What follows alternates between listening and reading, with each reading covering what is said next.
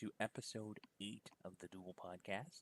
I'm very excited to be covering a brand new org for the first time today. I shouldn't say brand new, but org for the first time on this show in Pulse Fighting Championships.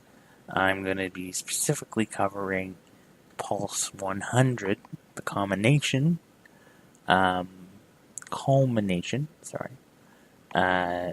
it goes down on Sunday evening in LA. And I gotta say, this is episode 8 of the show, and I'm super impressed by the quality of the card. So I'm really excited to review this. And as I mentioned before, on show 7, I released show 7 on, I guess it was Tuesday or Wednesday. I encourage all you guys to go out, seek that one out. I posted it on the forums.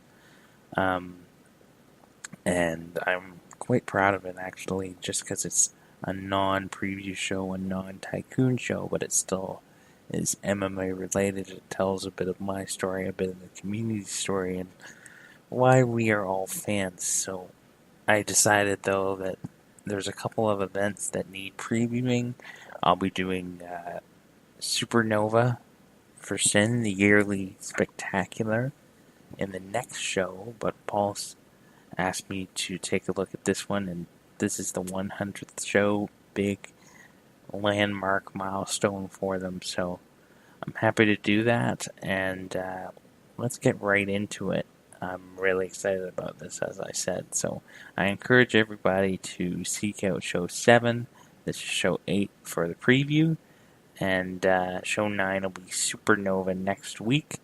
Pulse 100 will also be a card that's eligible for the Pick'em contest, so I can post that as well if you guys are interested in picking them. I've been a little disappointed with the entries for the Pick'em in the last couple cards. I've only been getting 5 or 6 people. I'd like the show to get a little bit more exposure. Just more views, more people, more community involvement. Because as much as I do enjoy making these, they're not for me, they're for you guys.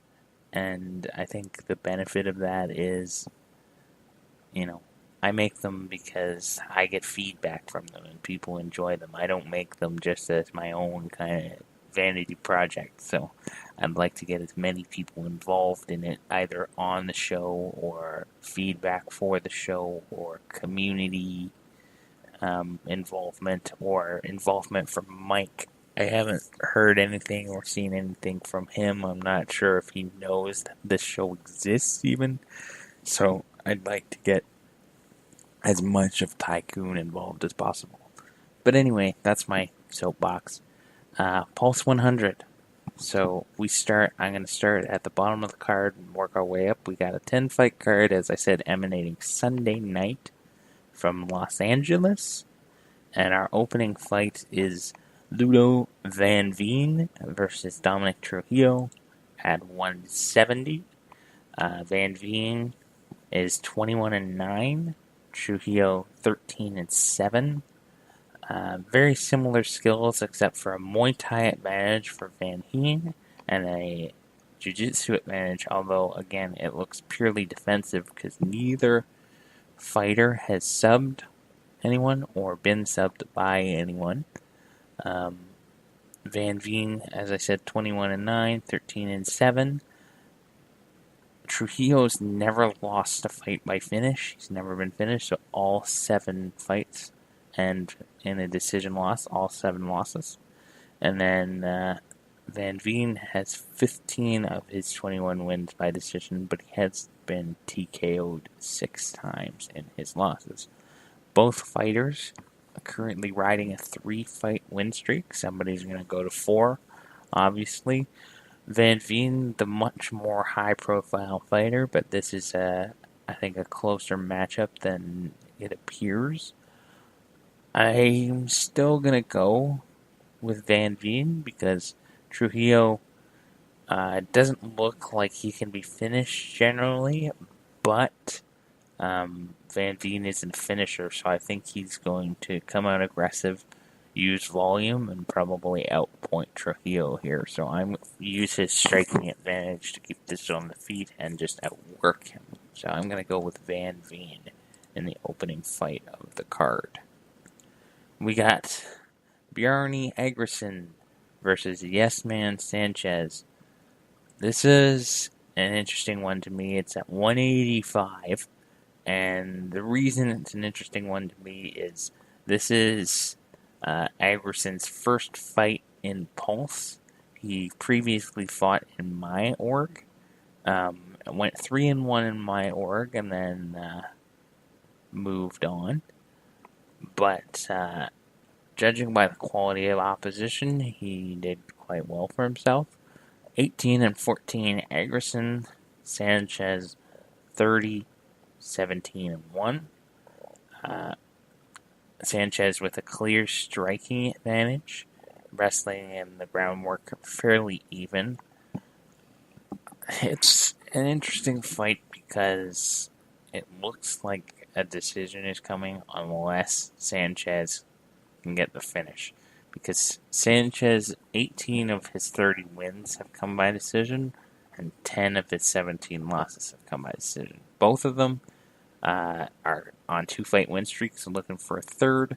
As I said, this is Aggerson's debut in Pulse. So I'm interested to see if this, because I'll admit it being a step up from the Ajax Pride level, probably in most cases. I think he's probably just outskilled here. Sanchez, again, the more high-profile fighter, more height, more popularity, better striking skills. I'm not sure if he's going to get the finish, but I'll take Sanchez to win that fight. So far, Van Veen and Sanchez. Now we've got J.R. Adams Jr., so J.R. Jr., and Early Grace. This is at 265, so the big boys here. Still in the 3 rounds. But we've got 3 5-round fights on this card that we're going to get to.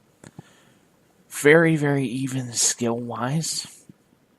But it looks like Adams Jr. has some submission ability because he's black belt and he has a couple of sub wins. He's on a 3-fight losing streak, and Grace has only won 2 of his last 5. Adams Jr. has only won 1 of his last 5.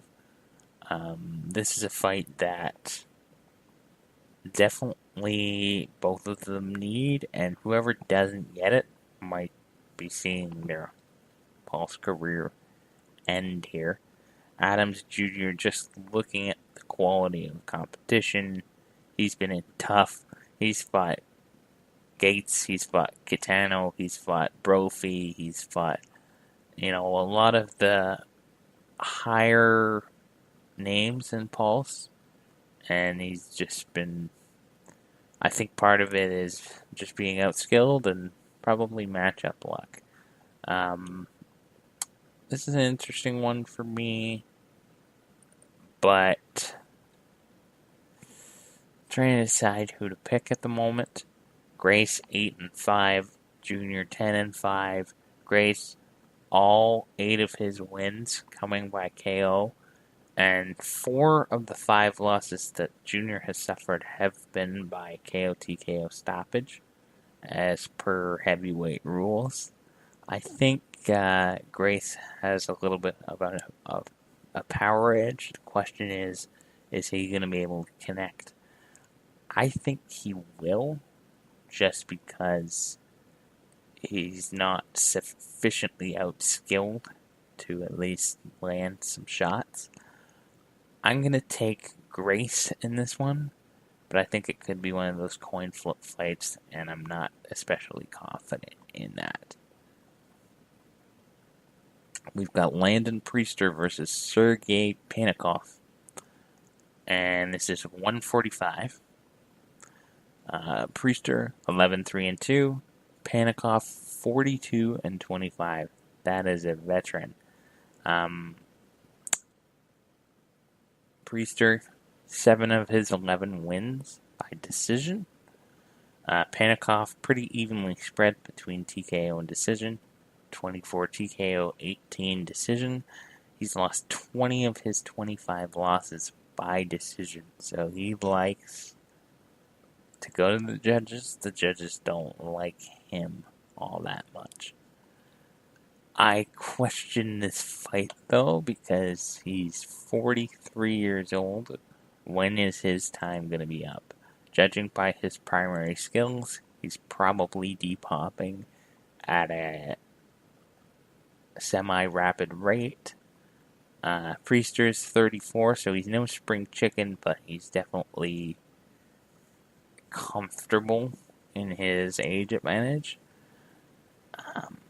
As I said, this is at 145, and John Coffey's a fantastic manager. So is Rocco, but I'd probably give John the advantage purely based on younger, appears to be more skilled. I'm taking Priester in this. He's won 4 of his last 5. Panikov, he's lost 2 of his last 3. So I think one is clearly on the way up, and the other is clearly on the way down. To end the first half of the card here, we've got Krzysztof Szosinski. I've never been able to say his name. I should because I'm Canadian, but I'm not Polish. So there you go. And Big Al Halek. These are 2 fighters that I'm very familiar with through various means. Of course, Szosinski coming from Dare, and Halek coming from KOFC for quite a while, and then he's been in Pulse. He's kind of traded wins with a bunch of fighters that I'm familiar with as well. Van Vierbergen fought in my org. Henry fought in my org as well, and he's getting a title shot in the future, I saw, so good for him. Maybe my former champ can become Pulse champ. This is at 205, and Al has mind-numbing power. He can shut lights off very quickly. 34 of his 37 wins have come by KO TKO. He's 34-14 now, and Krzysztof is 20-9 with 15 KO TKO wins in his own right. I see a very, very even fight here. Generally, 205 is enough power to, you see, the knockout or be knocked out type fights, and we'll get to that at 265. But this is an interesting fight. They've never fought before, but I'm very familiar with both of them. So this is one of the, even though it's lower on the card, this is one of the fights that I'm most excited about. Halek, 3 of his last 5, but he's coming off a loss. Krzysztof has won 2 in a row, looking for 3. Again, not confident in this pick, but I'm going with Al to stop the momentum. I just think he can knock out anybody in the division with one good shot. He might be outskilled, or he might be, I guess, might be at a disadvantage, but power is the great equalizer in the sense that one good shot can turn any fight around. So I'm taking Al here. I don't know if he'll get the finish, but that's my bet, is a finish for Al after a war of a fight. So that's the first half of the card. I'm going to take a quick ad break here, And then after that, we'll get into the top 5 fights, including 3 5-round fights and a 135 and 185 pound title defense. Promotional consideration paid for by the following: HGH Nutrients. When regular steroids just aren't good enough, visit HGH Nutrients, located on the New York High Street, an official sponsor of Empire 310K.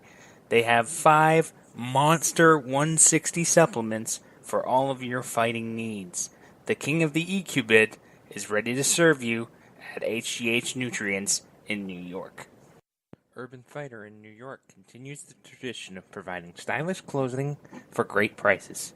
Need to stand out on your way to the cage? Don't delay and come and see what Urban Fighter has in store for you. Sin City All-Stars, official sponsor of Pride FC, has everything you need after a tough night on the strip. Come to Vegas for 2 genuine 160 products, as well as the biggest sponsor on the market. Sin City All-Stars, Vegas today.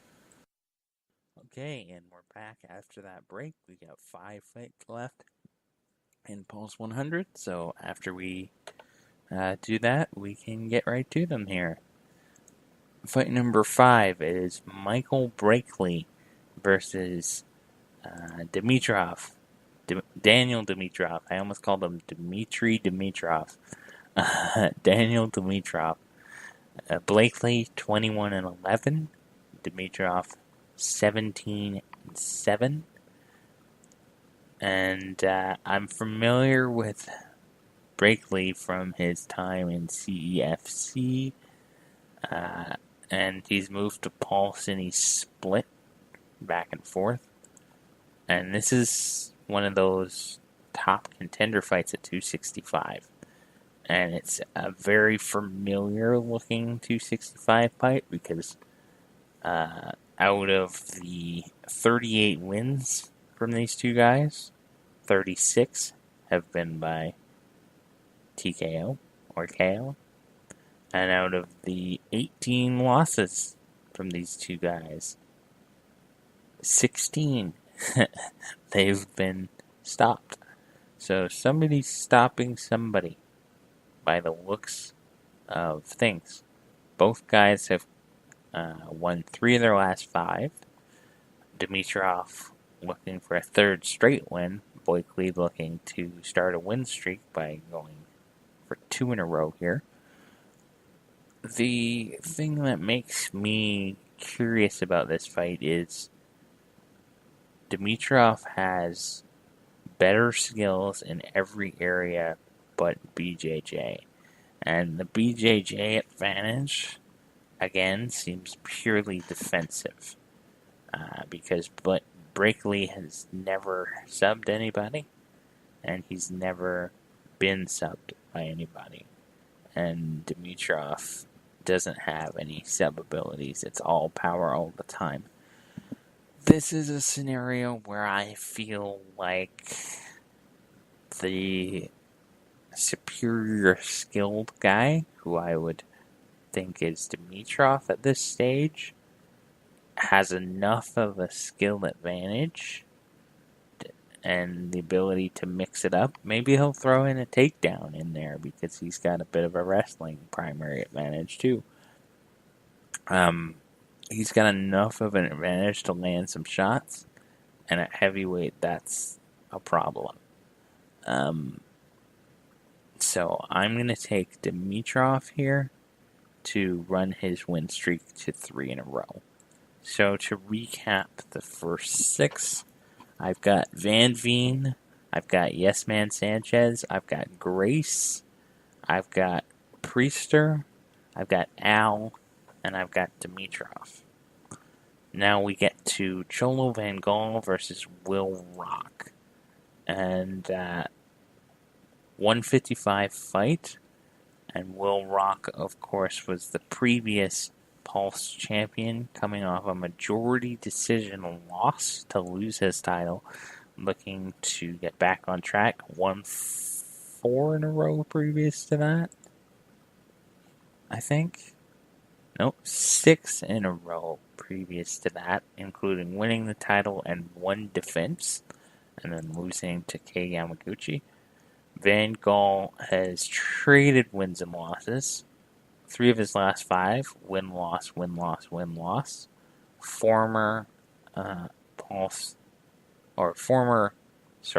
champion in Royal Fighting Championship. Then moved to Pulse immediately after that. They have a common opponent in Yamaguchi who they both lost to. This is the thing that interests me about this fight is Van Gaal has way more power than most lightweights, but Will Rock has never been finished. Van Gaal 30-13, 23 of the 30 wins by KO/TKO. Will Rock 19-6-2, but all 6 losses have been by decision. He's never been finished. So, interesting fight to me. I think the former champ gets back on track. I'm taking Will Rock by a hard-earned decision. This should be a close fight, but I'm taking Rock here. And that brings us to our 5-5 round group, starting with a 135-pound title defense. Bjorn versus Alex in the first one here. We've got Yurmami and Yoshida. And, of course, legend I Am. I Am is a legendary fighter, former number 1 pound for pound.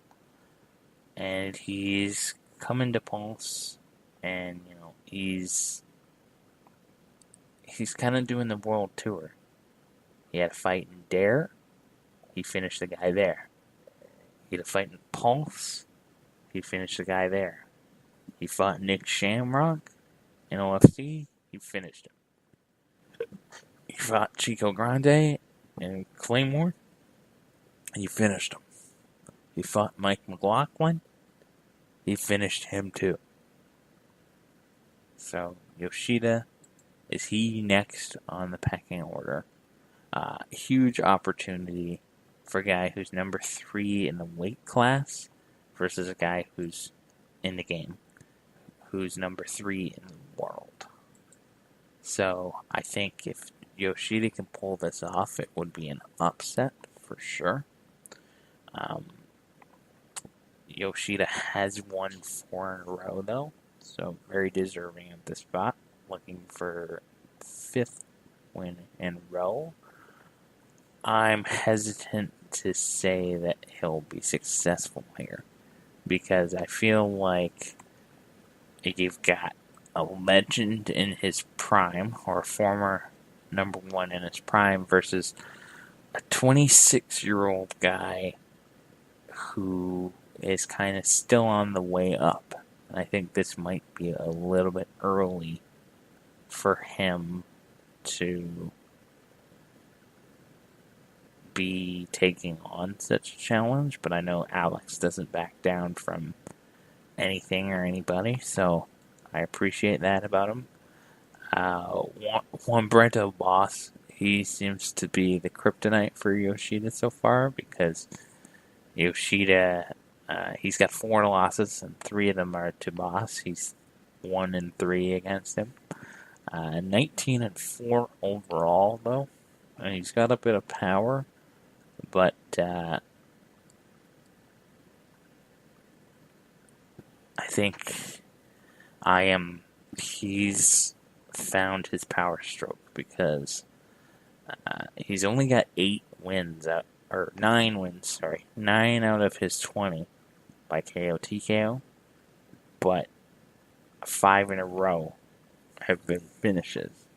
I don't know if this one will be a finish because Yoshida has never been finished in 23 fights by TKO or KO, but I do anticipate him taking probably a decision loss here So I'm going to go with EM. Or I am your mommy. I am your mommy. So I'm going to take him probably by decision to retain at 135.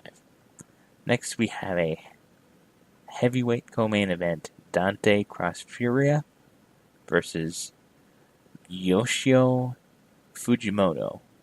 Sorry if I'm butchering any of this. Two managers I'm very familiar with. The Org owner, Randall McSweeney, and Cross Furia's manager, Rodrigo Costa. Now, this is a little bit different because I said, outskilled guys. You get a guy on the way up versus a guy in his prime. This is 265. This is a little bit more of a dice roll, I think, than 135, obviously. But the reason, I'll get to it, I'm picking Fujimoto here. And I'll get to why. But even though I think primary-wise he's outskilled and probably on the way up and maybe not in a condition to face a veteran like Cross Furia. Cross Furia is 40 years old, and at heavyweight, that chin could be gone. He's got 18 losses. All 18 have been finishes. Fujimoto, 15-4. Cross Furia, 36-18-1. 34 of his 36 wins, though, have been by stoppage. So this is a knockout or be knocked out. These two guys have a combined 51 wins. 48 of them have been by KO TKO. A combined 22 losses. All of them have been finishes.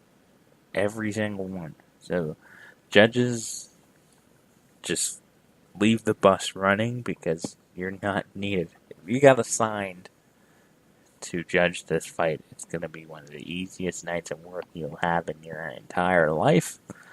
I gotta say though, 40 versus 24, I question if the 40-year-old's chin is going to hold up to young power.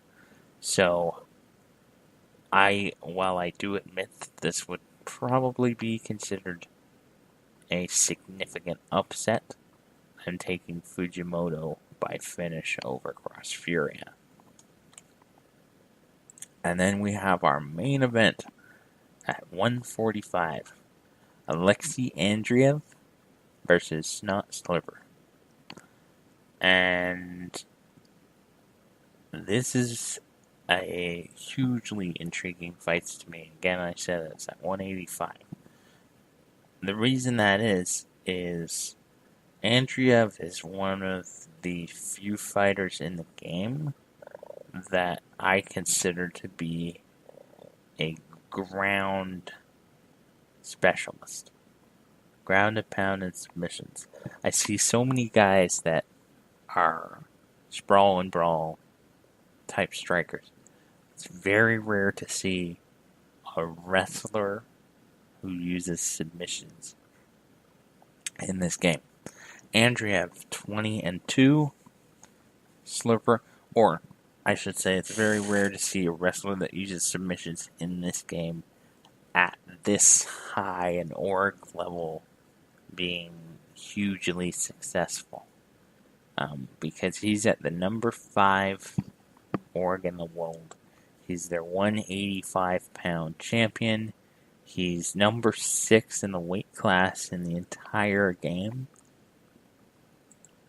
He's a significant fighter. And this is interesting to me because Slurper has a ton of power for the weight class, but Andreev's chin has never been defeated. Slurper winning 3 of his last 5, coming off a win. Andreev winning 4 of his last 5, also coming off a win. 20-2 versus 21-5. Slurper 18 KO TKOs. Andreev 10 of his 20 wins by sub, which is significant. I certainly think he could get a sub here. Red belt versus purple belt. Question is whether or not he can get it down to the floor. That's a maybe. But I think he will outwork Slurper here. And I think, Slurper could very well crack the chin, but chin versus power, I usually bet on defense and bet on the chin holding up. I'm going to do the same here. I've got Andreev retaining his title by, probably, if I had to be specific, third or fourth round submission or TKO by ground and pound. But to recap the card here, that is our 10th and final fight. That's quite a card. Again, emanating from LA Memorial Coliseum. Pulse Fighting Championships on Sunday. That'll be one to look out for sure. But to recap the picks, we've got Van Veen, Sanchez, Grace, Priester, Halek, Dimitrov, Rock, Urmami, Fujimoto, and Andreev as my official picks for this card. Again, if anybody wants some attention drawn to their stuff or wants to be helpful in the production or hosting of these types of shows, I'm certainly open to that. If that's something the community is open to, any way that you can bring this more exposure and more community involvement is A-okay for me. But that's going to be it for me, guys, today. And I will talk to you guys next time. Thanks so much for listening, and enjoy Pulse 100. See you guys.